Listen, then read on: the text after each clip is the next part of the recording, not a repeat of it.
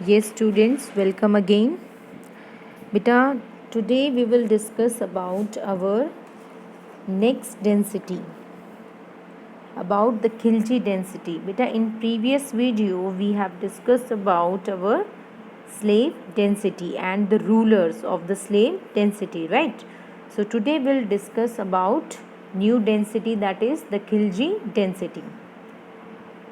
Here we are, the Khilji density. Beta, Jalauddin Khilji was the founder and first sultan of the Khilji dynasty that ruled the Delhi Sultanate from 1290 to 1320. He was a kind-hearted and generous ruler. He forgave the criminals, whether it was a conspirator, a disloyal person, or anyone. Okay, and this policy was not appreciated, as we can say that this policy was not accepted by his courtiers and the nobles. Okay, nobles are the person, beta, who was giving advice to the king, and they didn't like this policy that Jalauddin Khilji, what he did, he forgave that criminals. Okay, as a result, Jalauddin Khilji was killed by his nephew and son-in-law Alauddin Khilji, who succeeded him as the new king of Khilji dynasty.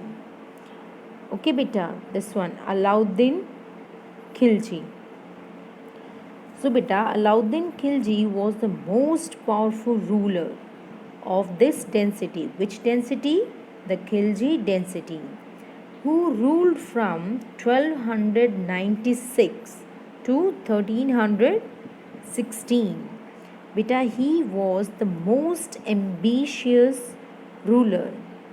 Yes, you can see the diagram of Alauddin Khilji in your textbook also.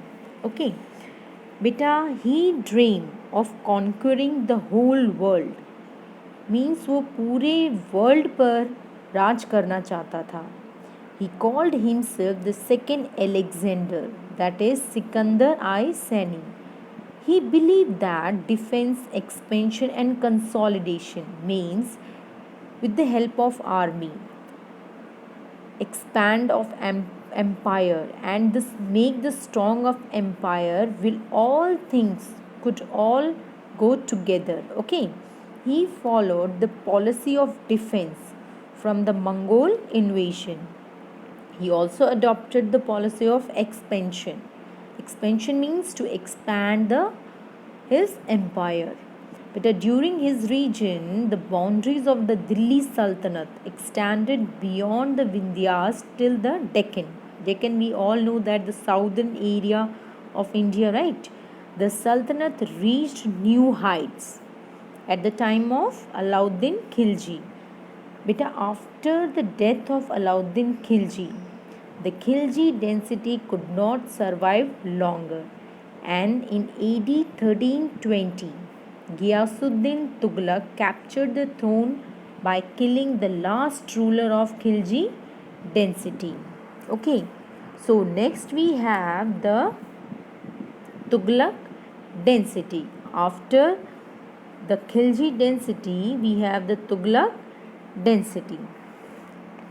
Beta, the time period of this dynasty was from AD 1320 to 1414. Okay, beta, Ghiyasuddin was the first ruler and the founder of Tughlaq dynasty.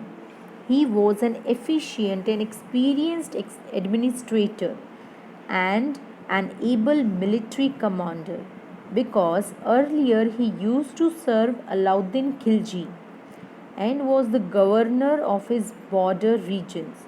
He murdered Khurao Khan, who was the last ruler of Khilji administration, and turned into the Sultan. Beta, Ghiyasuddin raised the kingdom nicely with his intelligence, capacity and qualities. He succeeded in keeping up peace and request. He was a wise and liberal ruler. He removed restrictions on various harsh measures imposed by Alauddin Khilji. Okay. He built the fortified means he makes stronger the city of Tughlaqabad in Delhi. He died in an accident in AD 1325. Okay, next ruler of Tughlaq dynasty was Muhammad bin, yes, here, Muhammad bin Tughlaq, right? Beta, Muhammad bin Tughlaq was the eldest son of Ghiyasuddin Tughlaq. If we talked about Muhammad bin Tughlaq, we will get extensive note, or we can say information about his reason from a travel memoirs of Ibn Battuta. Beta, Ibn Battuta was the Moroccan Muslim traveler. Okay, he arrived in India through the mountains of Afghanistan. On his way, Ibn Battuta learned that Sultan Muhammad bin Tughlaq liked gift from his visitors and gave his visitors gift of far greater value in return. So when Ibn Battuta met Muhammad bin Tughlaq, he presented him with various gifts and goods, and Muhammad bin Tughlaq appointed Ibn Battuta as the chief Qazi of Delhi. Beta, Muhammad bin Tughlaq was a great scholar of his time. He was the most remarkable ruler of his time. He was highly educated and well versed in various of logic, philosophy, mathematics, astronomy and physical science. But beta, his ideas were very sensible and rational, means very different. But they were poorly executed. It means, in spite of high qualification and knowledge, he was impatient. That is why many of his experiments, or we can say plans, failed. And he has been called the wisest fool, a madman, or we can say an idealist and a visionary. He faced various rebellions in which several became independent. He died in 1351. Yes, after Muhammad bin Tughlaq, next we have Firoz Shah Tughlaq. But he was the third ruler of Tughlaq dynasty. After the death of Muhammad bin Tughlaq, the nobles and specialists at the court chose Muhammad's cousin Firoz Shah Tughlaq as the Sultan in 1351. He was a kind-hearted, peace-loving ruler. He adopted liberal policies, means he believed in freedom, equality and human rights to gain support of the nobles, the army and the ulema. Ulema is a group of Muslim scholars who are having specialist knowledge of Islam, law and theology. Okay, but the Firoz Shah Tughlaq's region is especially remembered for various public welfare schemes. Okay, because he established new towns, educational centers, hospitals, river canals, etc. He died in 1388 and the Tughlaq dynasty could not continue much after his death. The governors of many provinces declared themselves as independent kings, and finally only a small area around Delhi remained in the hands of the Tughlaq sultans. Okay.